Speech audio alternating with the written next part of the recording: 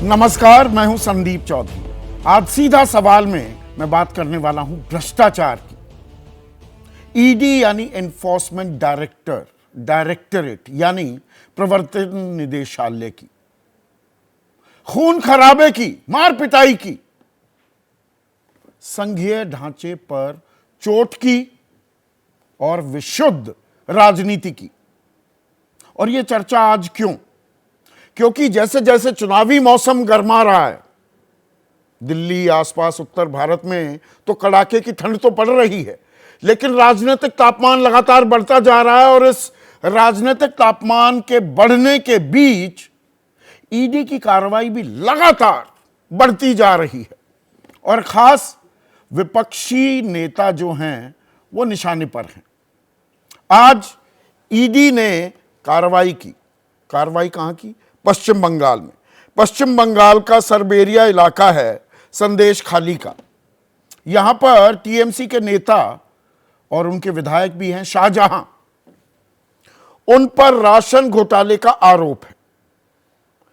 ED के जब अफसर और वहां पर टीम छापेमारी करने गई तो जूतम पैजार हो गई, खून खराबे की नौबत आ गई, गाड़ियों के शीशे तोड़ दिए गए, घेर लिया गांव वालों ने ईडी के अधिकारियों को, पुलिस को आकर उन्हें बचाना पड़ा। और उसके बाद एक राजनीतिक संग्राम शुरू हो गया। बीजेपी तो हमलावर थी ही, लेकिन सबसे पहले सीवी आनंद बोस जो राज्यपाल हैं पश्चिम बंगाल के, उन्होंने कहा कि यह एक भयानक घटना है, सरकारी एजेंसी पर हमला चिंताजनक और निंदनीय है, लोकतंत्र में बर्बरता को रोकना सरकार की जिम्मेदारी है, उचित कार्रवाई के लिए मेरे पास संवैधानिक विकल्प सुरक्षित हैं। गृह मंत्रालय को यह रिपोर्ट भेज दी है, डीजीपी से रिपोर्ट तलब की है। 200 गांव वालों ने ईडी की इस टीम को घेर लिया। लॉकेट चैटर्जी बीजेपी की नेता हैं, वो कहती हैं आज पश्चिम बंगाल के लिए काला दिन है। टीएमसी नेता शाहजहां के गुंडों ने ईडी की टीम पर हमला किया, वो भ्रष्टाचार करेंगे और अगर ईडी सीबीआई जांच करेगी तो उन पर हमला होगा। जबकि शांतनु सेन सांसद हैं तृणमूल कांग्रेस के, उनका यह आरोप है कि जांच एजेंसी के अधिकारियों ने स्थानीय लोगों को भड़काया, इसीलिए लगातार जवाबी प्रतिक्रिया होती रही। तृणमूल के साथ गठबंधन की दरकार है कांग्रेस को, और पश्चिम बंगाल में कांग्रेस के सबसे बड़े नेता, लोकसभा में कांग्रेस के नेता भी हैं, अधीर रंजन चौधरी कहते हैं कि इससे जाहिर है कि पश्चिम बंगाल में कानून व्यवस्था का क्या हाल है। आज अधिकारी घायल हुए हैं, कल हत्या भी हो सकती है। अगर ऐसा होता है तो मेरे लिए आश्चर्य की बात नहीं होगी। तो मतलब ईडी या कोई भी केंद्रीय एजेंसी अगर जांच करेगी तो जान पर बनाने की नौबत भी आ सकती है। आलम हालात कुछ इस तरह के होते दिखाई दे रहे हैं। बीजेपी का कहना है कि कानून के डंडे और ममता के गुंडों के बीच की यह लड़ाई है। अब यह एक तस्वीर है और यह बेहद चिंताजनक तस्वीर है। एबीपी न्यूज किसी भी तरह की इस तरह की गुंडागर्दी, खून खराबे की पैरवी कतई नहीं करता। संविधान तार तार हो जाए, संघीय ढांचे पर इस तरह से वार हो जाए, यह नाकाबिले बर्दाश्त होना चाहिए।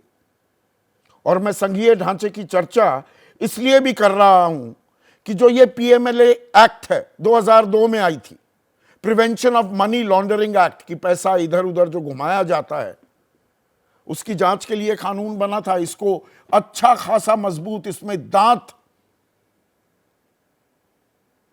दिए थे पी चिदंबरम ने 2005 में। 2019 में कानून और तगड़ा मजबूत कर दिया गया। और इस कानून में क्या है? सीबीआई को भी राज्य सरकार से इजाजत लेनी पड़ती है कोई रेड डालने से पहले, लेकिन ईडी पर ऐसी कोई रोक टोक नहीं है। सुप्रीम कोर्ट ने भी इस बात की तस्दीक की है कि प्रवर्तन निदेशालय कहीं भी जा सकता है देश के किसी भी हिस्से में, किसी से कोई इजाजत लेने की जरूरत नहीं, और आपकी संपत्ति जब्त कर सकता है, अटैच कर सकता है। और इस कानून में खास बात क्या है कि जो आरोपी बनाया जाता है ईडी की तरफ से, ओनस ऑफ इनोसेंस, कि भाई मैं निर्दोष हूं, गलत आरोप लगा दिए, ये ईडी को साबित नहीं करने होते, ये आरोपी को साबित करना होगा कि आरोप गलत है। और इसीलिए पीएमएलए जिस पर लग जाता है, सालों साल वो जेलों में भी पड़े रह जाते हैं, जमानत तक नहीं मिलती। और यही आरोप विपक्ष भी लगा रहा है कि चुन चुन कर विपक्षी नेताओं पर निशाना साधा जा रहा है। आज शाहजहां ही नहीं, आज जो ईडी की कार्रवाई थी वो पश्चिम बंगाल ही नहीं, हरियाणा में भी होती दिखी, महाराष्ट्र में भी होती दिखी। हरियाणा में कांग्रेस के एक नेता और आईएनएलडी के पूर्व विधायक दिलबाग सिंह पर रेड हुई। शरद पवार के पोते की कंपनी पर रेड की गई महाराष्ट्र में। आज तेजस्वी यादव को एक समन भी भेजा गया था, पेशी होनी थी। जैसे हेमंत सोरेन 7 बार समन जा चुका है, पेश नहीं हुए, या 3 बार समन जा चुका है अरविंद केजरीवाल पर भी, उनके पास भी जवाब तो दे दिया लेकिन पेशी नहीं की। अब वो गुजरात जा रहे हैं लोकसभा चुनाव की तैयारियों के लिए।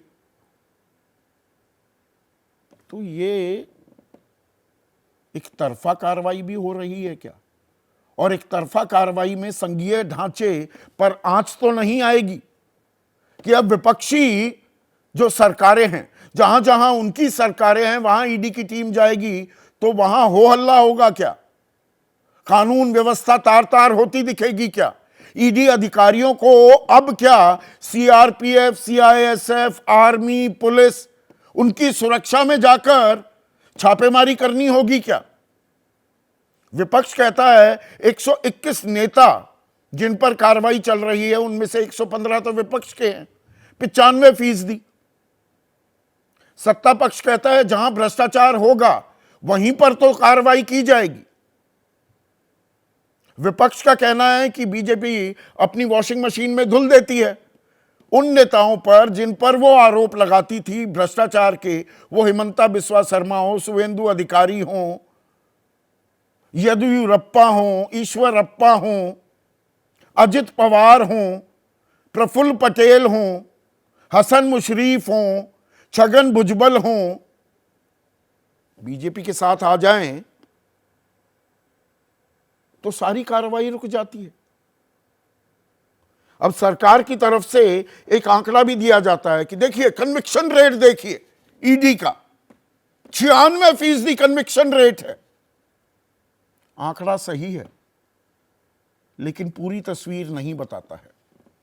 पूरी तस्वीर मैं आपके सामने पेश करता हूं। 5906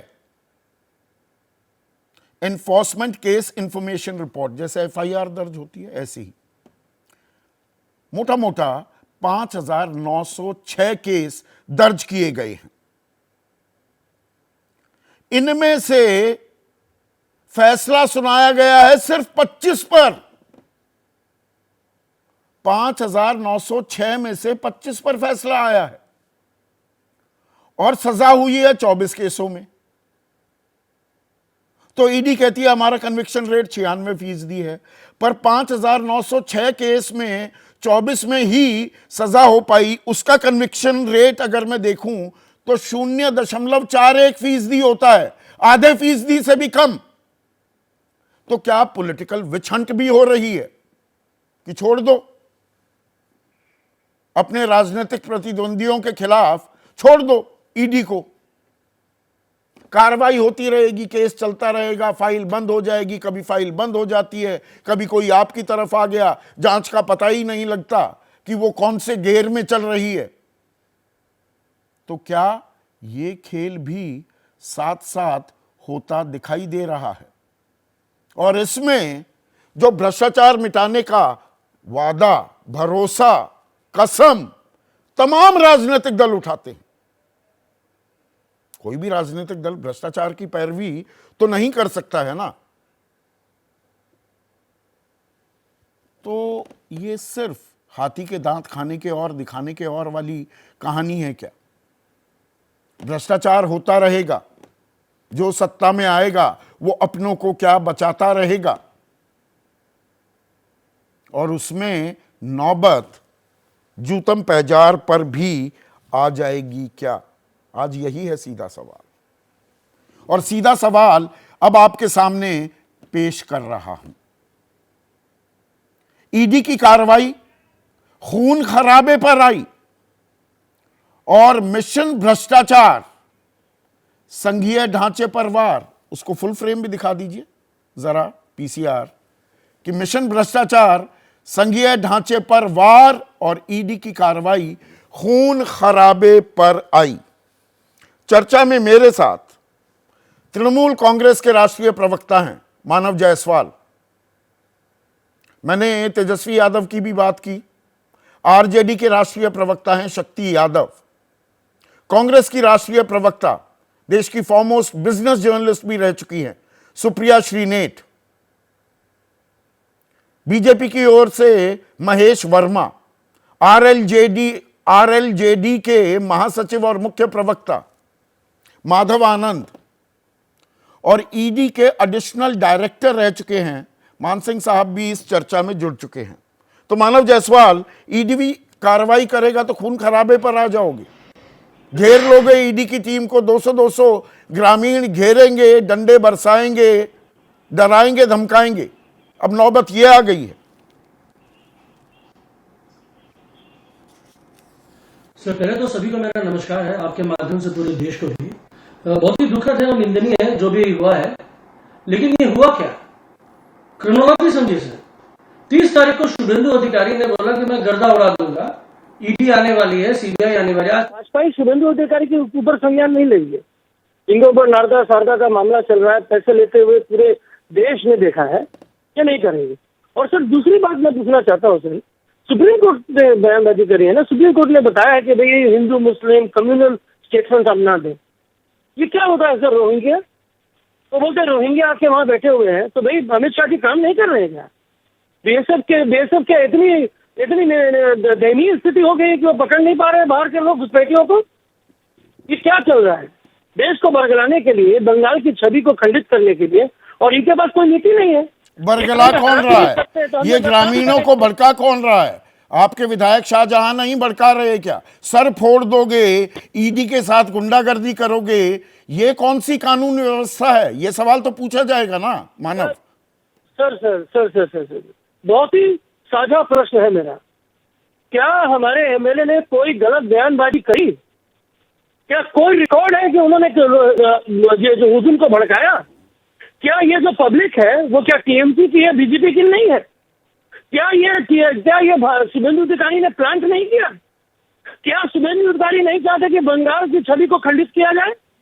आज जो ईडी सीबीआई कर रही है, आपने खुद अपने हिसाब से संज्ञान लिया 0.41%, और ये बरगलाते कैसे हैं सर? देखिए, बोलते हैं 25 में से 24 में हमें सजा सुनवा दे रहे। भाई 25 तो ट्रायल में गए, वो 5,383 कहाँ है? 5,383 केसेस कहाँ है? तो ये उस चाणक्य नीति से भाजपा वार करती है, जहां ये आपको हरा न सके वहां आपको बदनाम करेगी। तो बंगाल को बदनाम करना चाहते हैं। अरे संघीय ढांचा को इन्होंने तोड़ दिया है, चिरमरोड़ दिया है। सीबीआई की टीम जाती है, उनके साथ इसी तरह से वाकये पेश आते हैं। ये पश्चिम बंगाल में ही क्यों होता है? कोई भी केंद्रीय एजेंसी, भाई केंद्रीय एजेंसी है, ये हमारे संविधान में लिखा हुआ है, कुछ कानून है, संघीय ढांचे में एक दूसरे के साथ कदम ताल करना होता है, सिर्फ पटौल थोड़ा मानव। सर पहली बात तो मैं बता देना चाहता हूं कि कहीं पे भी किसी भी तरीके का अगर क्राइम होता है तो हमारी सरकार का, हमारे नेता श्री अभिषेक बैनर्जी का standard norm the 0 tolerance towards corruption. दूसरी बात जहां तक बात होती है सर, आज ये ईडी आ रही थी, ठीक है, आप हमको बताइए मत, लेकिन अगर आपको सुरक्षा की जरूरत है या फिर आपको किसी तरीके की लोकल एडमिनिस्ट्रेशन की अगर आवश्यकता है तो आप हमसे इन्फॉर्म करिए, हम आपको जरूर मुहैया कराएंगे, हम तो पिछड़ेंगे नहीं। और जहां तक बात है, ये हमारा दायित्व है। बंगाल में अगर ये आज हुआ है तो ये निश्चित रूप से हमारा दायित्व है कि भाई हम इस तरीके से चीजों को कंट्रोल कर सके। लेकिन भड़काऊ वजह बयानबाजी कौन दे रहे हैं? पता चल रहा है कि वहाँ के जो ऑफिसर है, जो केंद्र ऑफिसर्स जो आए, उन्होंने बयानबाजी करी, अनर्गल बयानबाजी करी, लोगों को भड़काया। ये जो हुआ है ये किसी एमएलए को बचाने के लिए नहीं हुआ है। ये आपस में जो उनकी आपाधापी जो हुई है, जो झड़प हुई है, ये गलत अनर्गल बयानबाजी की वजह से हुआ है। और इसका मतलब सही आप कह रहे हैं लोगों को भड़का दिया। एक मिनट, एक बात समझाइए। ये छापेमारी हो रही है तृणमूल कांग्रेस के एक विधायक के खिलाफ राशन घोटाले में संलिप्तता के चलते। आप कह रहे हैं बीजेपी ने ग्रामीणों को इकट्ठा किया, उनको भड़काया और वो शाहजहां को बचाने के लिए ईडी की टीम पर पत्थरबाजी करने लगे और डंडे बरसाने लगे। मतलब ये कह रहे हैं आप? मैं आपको बता दूं, नहीं सर, क्रोनोलॉजी नहीं है, स्टेटमेंट समझ लीजिए। कोई पहले पहुंचे ही नहीं थे वहां शाहजहां जी को अरेस्ट करने के लिए उस समय तक। और जहां तक बात हो रही है, ये उसके पहले ही ये घटना घटित हो गई। और जहां तक ये चल रहा है माहौल, जिस तरीके से बयानबाजी के केंद्र के लोग, और ये मुझे नहीं, पूरा यकीन है कि शुभेंदु अधिकारी का इसमें पूरा हाथ है, क्योंकि 30 तारीख को उन्होंने बयानबाजी करी, ईडी का गवाह कराया और आज ये हो गया। और सर ईडी से सच में सीरियसली देश के लिए काम कर रही है और मोदी जी को करप्शन तो कोई मैंने प्यार नहीं है, तो भाई अजित पवार उनके साथ क्यों है? शुभेंदु अधिकारी जेल में क्यों नहीं है? यहाँ पे हेमंत शर्मा मुख्यमंत्री क्यों है? आज यहाँ पे छगन भुजबल जी उनके कैबिनेट में क्यों चले गए? नारायण राणे जी कैबिनेट में मंत्री आए। तो इन सारे नामों को गिनवाकर अपनी कारगुजारियों पर पर्दादारी कर रहे हैं क्या मानव? जी बिल्कुल नहीं सर, हमने देश को एक नया स्टेटमेंट दिया है हमारी नेत्री ने और हमारे नेता अभिषेक बैनर्जी जी ने। उन्होंने बोला है, उन्होंने दिखाया है, उन्होंने चला है, जीरो टॉलरेंस टुवर्ड्स करप्शन। आज हमारे नेता के किसी चिन्हित के प्रति, किसी उनके प्रियजनों के पास पैसे मिले, हमने उनको पार्टी से बेदखल कर दिया, मंत्री को बेदखल कर दिया। अरे सर, इनके यहाँ तो मर्डर हो जाता है, उसको मंत्री बना के रखते हैं सर। उनके बेटे ने किसी के ऊपर, हमारे किसानों के ऊपर गाड़ी चला दी और वो आज भी मंत्री है। तो सर भाजपा से हमको सीखने की आवश्यकता नहीं है। देश को बंगाल सिखा रहा है, देश को बंगाल बता रहा है कि क्या चल रहा है। और आज जो हुआ है सर, हम इसका कभी भी समर्थन नहीं कर सकते। हिंसा का समर्थन हम कभी नहीं करते, हम उसको खंडित करते हैं। उसका जितनी भी हिंसा हुई है ये गलत है और हम बताते हैं। और चित भी मेरी पट भी मेरी, हिंसा करवाओगे भी, गुंडागर्दी करवाओगे भी, फिर उसकी निंदा कर देंगे। नहीं सर, क्षमा कीजिएगा सर, क्षमा कीजिएगा, मैं आपकी बड़ी इज्जत करता हूँ सर। ये कहीं पर भी प्रमाणित नहीं है कि टीएमसी ने गुंडागर्दी करी है। ये कहीं प्रमाणित नहीं कि वो हमारे लोग थे। वो जनता है, जनता वो आपकी भी है, जनता वो हमारी भी है। तो क्षमा करिएगा सर, मैं काफी सम्मान करता हूँ आपका और मुझे भरोसा है कि आप भी सही चीजों को पकड़ेंगे। और नाची तो नफरत है सर, ये देश है हमारा सर। बंगाल दिखा रहा है, बंगाल ने, हमारे नेता ने, हमारी नेत्री ने दिखाया है सर। हमने दरकिनार कर दिया उन लोगों ने, दोनों को भी क्षण भर, मैंने 1%। ईडी ने आज तक संज्ञान नहीं लिया, ईडी आज तक उनको केस पे जाकर ट्रायल नहीं कर पाई, ट्रायल तक पहुंचा नहीं पाई, लेकिन हमने संज्ञान लिया। हमने नहीं, अब आपके दायित्व है कि आप इसमें क्लीन चिट होके आए और हम कोई ठीक है। महेश वर्मा बीजेपी से कानून के डंडे और ममता के गुंडों के बीच लड़ाई बता रही है, लेकिन अगर ये विपक्षी राज्यों पर ही, विपक्षी नेताओं पर ही ईडी की खास तवज्जो और तरजीह रहेगी तो क्या वहां पर लोग नाराज नहीं होंगे? ये क्या एक नाराजगी की वानगी है जो बात मानव जायसवाल कह रहे हैं, या आप ही दरअसल भड़का रहे हैं और मुद्दे को और तूल दे रहे हैं?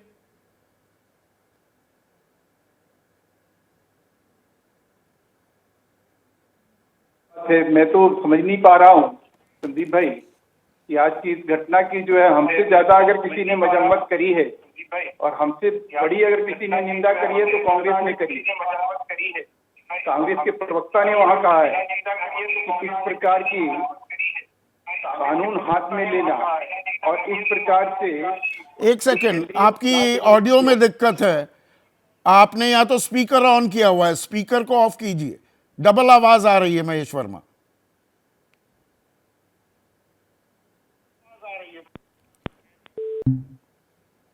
हाँ, आप बोलिएगा। माधव आनंद, आप इस सवाल का जवाब दें, थोड़ा ऑडियो में अभी दिक्कत आ रही है। मैं आपको ये कहना चाह रहा हूं कि अच्छा, हाँ बोलिए बोलिए बोलिए। मेरी आवाज आ रही है अब आ आपको? रही है, लाउड एंड क्लियर, बोलिए। हाँ, मैं ये कहना चाह रहा हूं कि भारतीय जनता पार्टी से पहले, हाँ, भारतीय जनता पार्टी से पहले अगर इसकी किसी ने वहां मजम्मत करी है तो कांग्रेस के प्रवक्ता ने करी है, कांग्रेस के नेताओं ने करी है। सिर्फ हमारी बात नहीं है कि हम प्रतिपक्ष के नेताओं के हिसाब से जो है, उनके बोल के हिसाब से या विपक्ष के हिसाब से जो हम बात कह रहे हैं कि यहाँ जो कुछ भी हो रहा है पश्चिम बंगाल में, वो एक तरह से नंगा नाच हो रहा है। और इस नंगे नाच के लिए अगर कोई जिम्मेवार है एकमात्र, तो वो है वहां का जो एक रोहिंग्या समुदाय को जो एक बढ़ावा दिया जा रहा है, जो इनके वोट बैंक का बहुत बड़ा कारण बनता जा रहा है। इनको वहां इलेक्शन जिताने का एक बहुत बड़ा एलिमेंट जो इन्होंने एक तत्व तैयार किया है, जो कभी सीपीएम ने किया था, उसी प्रकार से आज ममता जी कुछ हद तक कर रही हैं। और इस तरह का किसी तरह से कानूनी प्रक्रिया में इस तरह का अड़चन पैदा करना, ये एक तरह से पर साफ जाहिर करता है कि फेडरल कानून एक तरफा कार्रवाई, जो है इस देश में कानून और कानून कहीं नहीं मिल कानून सकता का है। राज महेश वर्मा एक तरफा कार्रवाई करने के लिए कहां कहता है। यह सिर्फ पश्चिम बंगाल की बात नहीं है। आज ईडी की कार्रवाई महाराष्ट्र में भी देखी गई, शरद पवार के पोते की कंपनी पर रेड हो रही है, पर वो अजित पवार, हसन मुशर्रफ, छगन भुजबल, ये इन पर कार्रवाई का क्या हुआ? इनको तो चक्की पीसिंग वाली संदीप भाई, पार्टी, नेचुरली करप्ट पार्टी बताया जाता था। हर घटना, नहीं, मैं जब भी आपके कार्यक्रम में आता हूं, आप ये 4-5 नाम याद रखते हो और हमें गिनाने लगते हो, हमें आईना दिखाने लगते हो। हाँ। आज की जो घटना घटी है, आप मुझे ये बता दो, इस देश के नागरिक होने के नाते आपके दिल में क्या आपको कोई पीड़ा नहीं हुई? बिल्कुल पीड़ा इस हुई। घटना से आप कहीं आहत नहीं हुए? संविधान और संघीय ढांचा घटना तार तार से हो रहा है, कहीं आपको लेकिन लगता है कि सवाल भाई इसमें यह कानून- भी जुड़ा हुआ है। देखिए महेश, एक चीज समझिए, बिल्कुल खुले शब्दों अब में मेरी बात शुरुआती complete संबोधन हो जाए, में फिर मैंने आप ये बात सवाल कही, put up करना। लेकिन मैं आपको- ईडी एक तरफा कार्रवाई करे, विपक्ष जो आरोप लगा रहा है, क्या वो आरोप भी गंभीर नहीं है? इसीलिए वही नाम नहीं है, इन नामों पर कभी कोई जवाब नहीं आप आज तक दे पाए। बिल्कुल, मैं ये कह रहा हूं, नहीं, बिल्कुल बिल्कुल, मैं आपको कह रहा हूं, आपको जवाब भी दे रहा हूं। और आपने जो बात कही कि ईडी कोई भी अगर कार्रवाई कर रही है, ईडी राशन वितरण घोटाला जो हुआ, उसमें उस शाहजहां नाम के व्यक्ति का जो नाम आया, उसको सम्मन दिया गया। वो जब नहीं आया, उससे पूछताछ करने के लिए जब वहां गए, और उसके बाद वहां जो कुछ भी हुआ, उसका मतलब क्या निकाला जाए? तो ये जानकारी कि ममता शुभेंदु बनर्जी का अधिकारी सीधा को सीधी कैसे जो पता है, लग गई? जो ये एक वहां मिनट, के लिए- ईडी क्या शुभेंदु अधिकारी को पहले क्या? से ही अपनी एडवांस प्लान बता देती है? यही तो मानव जायसवाल कह रहे हैं कि 30 दिसंबर को शुभेंदु अधिकारी कह रहे थे अभी ईडी कहर बरपाने वाली है। शुभेंदु अधिकारी पर तो कार्रवाई करेंगे नहीं। शुभेंदु अधिकारी जब तृणमूल में थे तो आप देखिए, उन्हें ये तो- भ्रष्टाचारी बताते थे। ईडी उन पर तो नहीं, रेड करेगी मेरे नहीं, भाई। पर उनको एडवांस जानकारी दे देगी। सुनिए, चलिए, मैं कह रहा हूं कि आप शुभेंदु अधिकारी का भी हाई कोर्ट से जाके कहिए कि हाई कोर्ट के जो जजेज हैं उनको हमें जाके बताना चाहिए, कहना चाहिए, जो हाई कोर्ट ने उनको क्लीन चिट दिया उसके खिलाफ सुप्रीम कोर्ट में भी आना चाहिए। सवाल ये उठता है कि आपके यहाँ कोई अगर विधि विधान कोर्ट कचहरी कानून है, तो उसको कहीं ना कहीं उसको फॉलो अप करना चाहिए। उसका कहीं ना कहीं अगर आपको लगता है कि आप संतुष्ट नहीं है, शुभेंदु अधिकारी के खिलाफ कोई मामला बनता है, अभी भी बनता है या अभी भी लंबित है या पेंडिंग है, तो उसके खिलाफ कहीं ना उसकी कहीं जानकारी लड़ाई दे दे, लड़नी उसी चाहिए। पर व्हाइट पेपर जारी कर दे ईडी। ये सिर्फ गाल बजा देने से, गाल बजाने की या बात नहीं अपने है। शुभेंदु कर्मों को अधिकारी छुपाने की के जांच लिए- कहां अटकी हुई है, अपने या कर्मों जांच को खत्म छुपाने कर के दी, लिए क्लीन चिट दे दी? भ्रष्टाचार हेमंता को- बिस्वा शर्मा के खिलाफ जांच क्या खत्म हो गई है, पता तो बता दे। अरे साहब, मैं कह रहा हूं प्रत्यक्षम किम प्रमाणम, पार्थो घोष जो थे उनके यहां से क्या मिला? आखिर आप पश्चिम बंगाल के ऊपर अगर आप बात करने आ रहे हैं, तो वहां इस तरह की चीजों को क्यों रोका जा रहा है? क्यों केंद्रीय एजेंसी को अभी आपने कहा ना कि सीबीआई के, जब वहां सीबीआई पकड़ने गई कमिश्नर को, तो क्या हुआ? किस तरह के वहां पे तो ये संघीय ढांचे तनाव पर पैदा किया। प्रहार है, इसमें और कोई शक 56 नहीं। ऐसे मामले और हैं कांग्रेस जिसमें पार्टी उच्च के न्यायालय वरिष्ठ नेता अधीर रंजन चौधरी ने भी इस बात पर टिप्पणी की है कि ये कैसी कानून व्यवस्था है। तो सुप्रिया श्रीनेत भाई, ईडी केंद्रीय एजेंसी है, अब वहां उनकी पिटाई होने लगे, ये तो हमारे लोकतांत्रिक ढांचे पर एक गंभीर सवाल है कि नहीं? जी हाँ, आप सबको मेरा नमस्कार। और मैं इस बात से बिल्कुल तवज्जो नहीं रखती हूं कि किसी को भी कानून व्यवस्था अपने हाथ में लेनी चाहिए। मुझे लगता है ये एक डेंजरस ट्रेंड है और ये नहीं होना चाहिए। उसी के साथ साथ मैं एक बात और भी कहना चाहती हूं कि लोकतंत्र में हिंसा की और इस तरह की हरकतों की लेश मात्र जगह नहीं है। लोगों का गुस्सा जहां तक है वो शायद इसलिए है क्योंकि एक तरफा एक्शन होता है ईडी का, लेकिन ऑफिसर्स पर हमला करना मुझे नहीं लगता श्रेयस्कर है और वो नहीं होना चाहिए था। इसकी जब परतें खुलेंगी तो और भी सच सामने आएगा, जिस पर एक हिंट यहां पर टीएमसी के प्रवक्ता ने दी थी। लेकिन मैं दो ही चीजें कहकर अपनी बात खत्म कर देती हूं। ईडी के खिलाफ, किसी के खिलाफ भी जांच हो, उसमें कोई ऑब्जेक्शन नहीं है, करिए आप जांच। ये भी करिए कि 95% जांच आप विपक्ष के खिलाफ ही कर रहे हैं। वो 4 फोल्ड इंक्रीज हो गया 2014 से, उस पर भी कोई दिक्कत नहीं। दिक्कत कहां है कि जब ईडी सलेम के 72 साल के एक किसान और 67 साल के एक दलित किसान के खिलाफ अपना नोटिस इशू कर देती है जुलाई में, और जिस दिन नोटिस इशू होता है उन बेचारों के खाते में 450 रुपए थे। और नोटिस इसलिए इशू होता है क्योंकि गुणशेखर जो भाजपा के सलेम में नेता थे, उनसे इन लोगों का जमीनी विवाद था।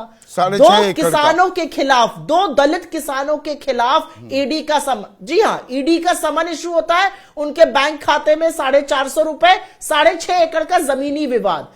तो ईडी की साख तो धूमिल इसी में हो गई कि ईडी अब सिर्फ विपक्ष के लिए ही नहीं, ईडी आम जनता के लिए, ईडी तो किसान के खिलाफ खड़ी हो गई। और जब आक्रोश दिखा, जब उनका दलित होना पता चला, वोट बैंक पे प्रहार होता दिखा, तो वो ईडी की नोटिस विड्रॉ हुई। तो ईडी को भी तो अपनी साख के बारे में सोचना पड़ेगा।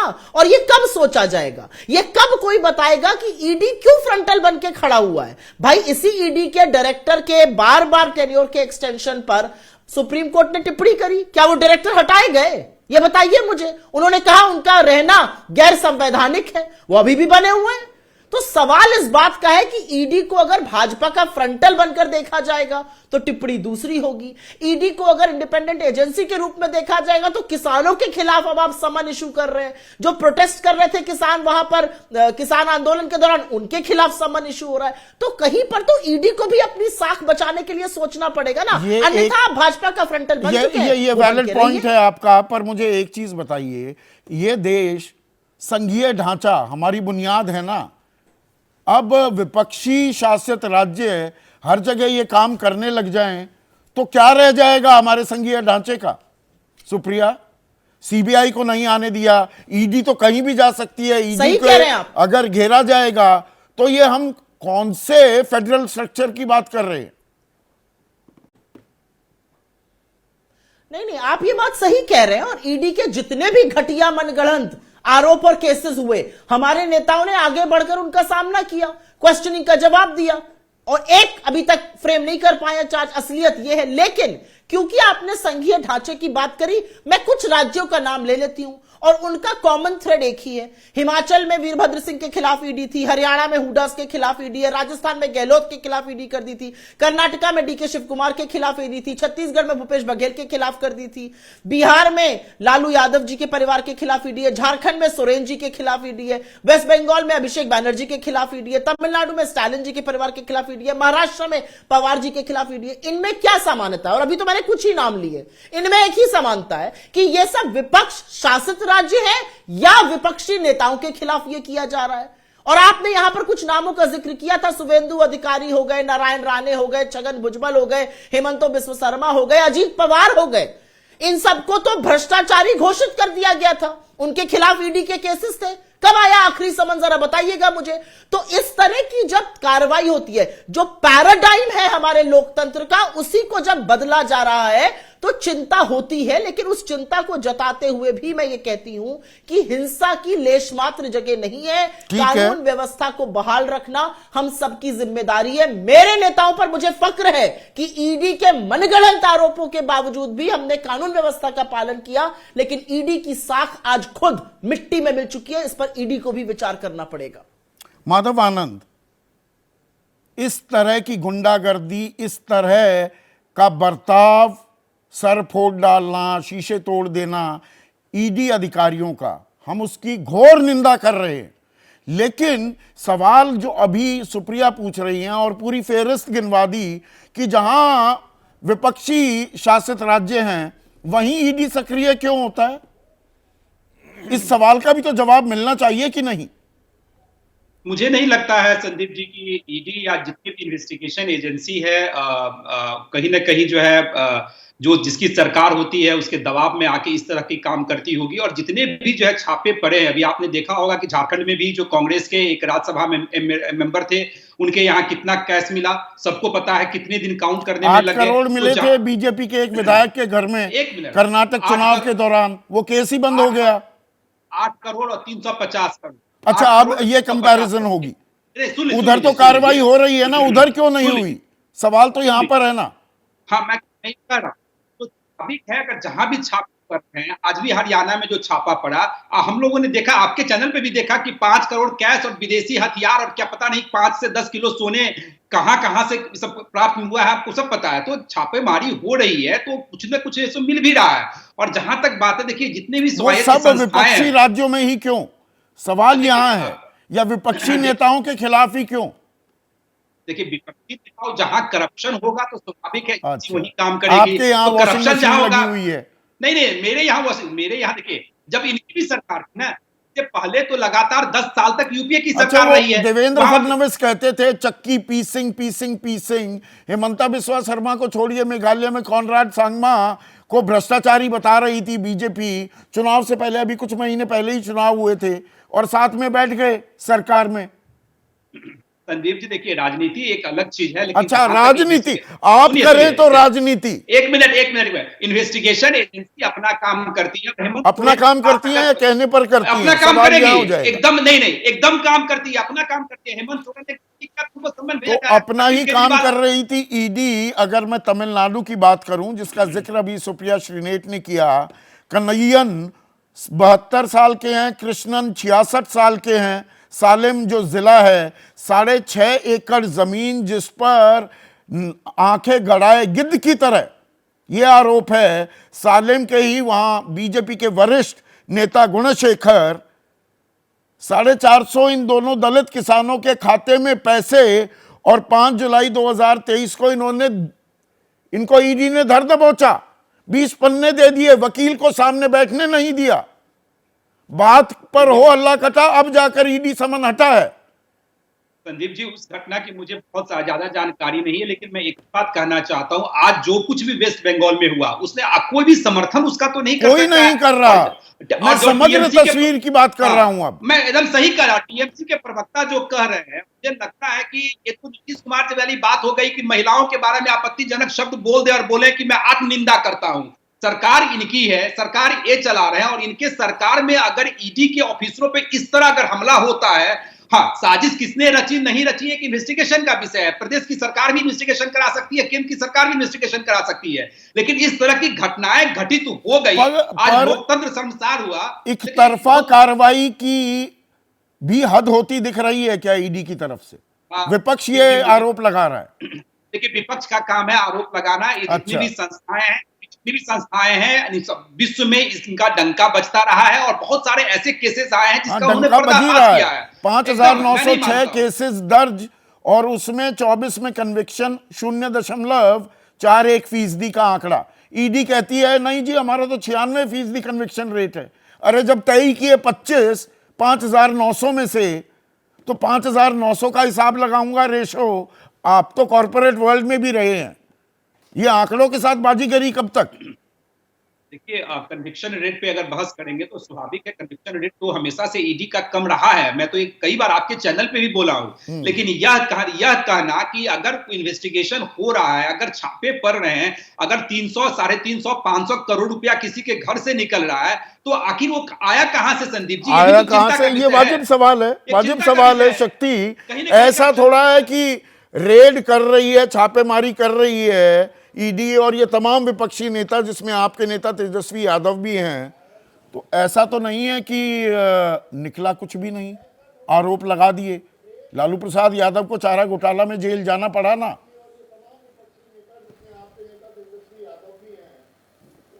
संदीप जी, बहुत धैर्य से मैंने सुना है और मैं आशा करता हूं कि सभी सवालों का जवाब मैं धैर्यपूर्वक दूं। ईडी के कन्विक्शन रेट से आपने शुरुआत की। रेट क्या है बताने की जरूरत नहीं, देश के लोग सब वाकिफ हैं। सवाल सामने है, आपने तेजस्वी जी का नाम लिया। हमने ईडी के, सीबीआई के किसी भी कार्रवाई को हमने सहयोग किया। एक ही बात, एक ही राग, एक ही राग, एक ही बात लगातार रटती रही सीबीआई, ईडी, और हम जवाब देते रहे। लीगल प्लेटफॉर्म पर हमने वकीलों के माध्यम से लगातार देते रहे। ये सवाल बिल्कुल सत्य है कि विपक्ष के नेताओं के खिलाफ लगातार जिस तरह से कार्रवाई आप कर रहे हैं, 4 दिन पहले हमने प्रेस कॉन्फ्रेंस करके ये बात आगाह की थी, क्योंकि भारतीय जनता पार्टी के नेता सुशील कुमार मोदी भी बिहार के अंदर कहे कि अब ईडी सीबीआई लगातार इस देश के भ्रष्टाचारियों के यहाँ छापे मारेंगे। तो छापे भाजपा, ये ईडी की छापा नहीं है, मैं भाजपा का छापा मानता हूं कि भाजपा कार्यालय से तय होता है कि किन नेताओं के यहाँ छापे में ईडी के अधिकारी जाएंगे। नहीं, बिल्कुल, एक सेकंड कंप्लीट करने दीजिए। दूसरी बात, साफ एक बात जान लीजिए कि आप विपक्ष के नेताओं को करते हो। आपने नाम गिनाया तो पीड़ा हो गई कि भाई आप उन लोगों को नाम ले रहे हैं जो कई बार आपने टेलीविजन स्क्रीन पर दोहराई है। तो ये बात तो सत्य है ना कि जो लोग विपक्ष में थे उस पर आपने भ्रष्टाचार के आरोप लगाए, आपके पास चले गए, दूध के धोले हो गए। अब जो सवाल, अब तो आने वाले कल में ईडी वहां भी कार्रवाई कर सकती है उन मलिन बस्तियों में जो भारतीय जनता पार्टी को वोट नहीं देती है। आने वाले कल में यह भी देखना पड़े, जब किसान, दलित, पिछड़े के आप जमीन पर निशाना रखते हो, जब नहीं देता है तो उस पर ईडी की कार्रवाई करते हो, और जब शर्मिंदगी, जब चारों तरफ से थू थू होता है तो विड्रॉ करते हो। ये साख किसकी मिट रही है? एजेंसी की साख मिट रही है। और एजेंसी पर कि जो हेड के डायरेक्टर के तौर पर बैठा भी व्यक्ति कौन है? वो असंवैधानिक व्यक्ति बैठा हुआ है। और अब असंवैधानिक व्यक्ति से संवैधानिक कर्तव्य का निर्वहन हो, एक कतई उम्मीद नहीं की जा सकती है। और देश के अंदर में आपने बंगाल की चर्चा कर दी। बंगाल में जो हुआ उसकी आप कड़े शब्दों में निंदा करते हैं। ऐसा बर्ताव केंद्रीय एजेंसी के कोई अधिकारी जाए, उनका सर फोड़ दिया जाए, ये कितना जायज है? इसकी तो मजम्मत होनी चाहिए ना कड़े शब्दों में। देखिए, मैं किसी भी हिंसक कार्रवाई का सीधे तौर पर विरोध करता हूं। लोकतंत्र में इसकी कोई जगह नहीं है। लेकिन सवाल है कि टीएमसी के साथियों ने जो कहा कि केंद्रीय एजेंसियों के जो वहां बैठे प्रतिनियुक्त थे उन लोगों ने उसकाया, तो क्रिया का प्रतिक्रिया, हम तो, मुझे याद है कौश ने जब लगातार जब दबाव बनाया गुरु पर, तो एक लाइन थी अपने प्राचीन भारत की एक झलक में कि अतिशय रगड़ करे जो कोई, तो अनल प्रकट चंदनते हुई। सवाल ये उठता है कि अगर आखिर हुआ कैसे? राज्य सरकार को आपने बताया कि जा रहे हैं, आपने फोर्स का लोकल सिक्योरिटी आपने मांगी, आपने सहयोग मांगा, ये तो सारे मामले इन्वेस्टिगेशन में खुल करके सामने आ जाएंगे कि तो गलतियां किस ये स्तर पर क्रिया प्रतिक्रिया पर खेल आ गया। एक मिनट, मान सिंह साहब, यहां पर कुल मिलाकर जो बात आ रही है, क्या ईडी जो एक प्रीमियर इन्वेस्टिगेटिंग एजेंसी है उसकी साख दांव पर लगी हुई है क्या आज की तारीख में? नमस्कार संदीप जी, मैं कोई पॉलिटिकल बयानबाजी नहीं करूंगा, केवल पीएमएलए और ईडी से संबंधित मैं बात कर सकता हूं आपके साथ। हाँ, तो निश्चित रूप से ऐसा लग रहा है कि थोड़ा सा कितनी बड़ी मेहनत से एक एजेंसी की ना क्रेडिटेबिलिटी को कमाया जाता है, और थोड़ा सा मुझे लगता है कहीं ना कहीं डेंट तो लग रहा है। अन्यथा ऐसा नहीं हो सकता है कि उसको पब्लिकली ऑफिसर्स को पीटा जाए। वैसे तो ये गलत काम है, क्योंकि ये कोई तरीका तो है नहीं कि आप बच जाएंगे उससे। ऑफिसर्स पे अटैक करके कोई ये आदमी सोचता हो कि मैं बच जाऊंगा, ये तो है नहीं, बचने भी नहीं चाहिए। बचने भी नहीं momentarily वो चाहिए कुछ एक मान सिंह evidences साहब। हों। पर यहां पर जैसे सुप्रिया ने भी सवाल उठाया, शक्ति यादव ने भी, कि ईडी के जो बॉस हैं 3-3 बार एक्सटेंशन मिल जाए, मतलब सरकार का औजार के तौर पर भी एक तस्वीर पेश हो रही है क्या ईडी की? ये आपको तकलीफ देती है? सर मैं उस पे मैं कोई कमेंट नहीं कर सकता हूं, बट ये कहता हूं निश्चित रूप से थोड़ा सा मतलब एक सीनियर बॉसेस को इतना मतलब इम्पार्शियल रहना चाहिए। इम्पार्शलिटी ज़रूरी है, एक्चुअली पार्शलिटी नहीं होनी चाहिए। और जहाँ तक सवाल है ईडी की कार्रवाई का, मैं निश्चित रूप से कह सकता हूँ कि क्या ये जितने भी अपोजिशन के पॉलिटिकल पार्टीज़ के लीडर हैं, क्या इनके अगेंस्ट में कोई एफआईआर इस तरह के केस नहीं है? और बिना कोई एफआईआर के अगर ईडी कोई कार्रवाई कर रही है तो निश्चित रूप से वो गलत कर रही है। मैं ये नहीं कह रहा हूं कि अपोजिशन वालों पे ही कर रही है, उस पे क्यों नहीं कर रही, इस विषय पे मैं नहीं जाऊंगा। लेकिन मेरा एक सवाल ये है कि क्या ये कार्रवाई ईडी कर रही है, क्या अपोजिशन लीडर्स के खिलाफ कोई एफआईआर है या नहीं है? मान सिंह साहब, छोटा सा जवाब चाहूंगा, पर कन्विक्शन रेट 0.41%। मतलब केस हो जाए, पीएमएलए में बेल भी नहीं मिलती, आप अच्छा मुझसे संदीप बेहतर सर, मैं जानते हैं। आपकी हाँ जी, मैं आपका जो कन्विक्शन रेट किस तरह से निकाल रहे थे ये सुन रहा था संदीप जी। मैं इनफैक्ट ईसीआईआर एक जस्ट एफआईआर की तरह होती है। हाँ। तो इंफॉर्मेशन केस रजिस्ट्रेशन नंबर होता है एक, ईडी जहाँ पे इन्वेस्टिगेशन स्टार्ट करती है। इसका मतलब ये नहीं है कि ईसीआईआर रजिस्टर होते ही सब की सब चार्जशीट फाइल कर दी। नहीं, जेल में तो डाल दिया जाता है ना ईसीआईआर। कन्विक्शन रेट जहाँ तक मुझे ईसीआईआर फाइल होने पर जेल में डाला जा सकता है ना मेरे खिलाफ। बिल्कुल ईसीआईआर डल गई तो मैं जेल में गया।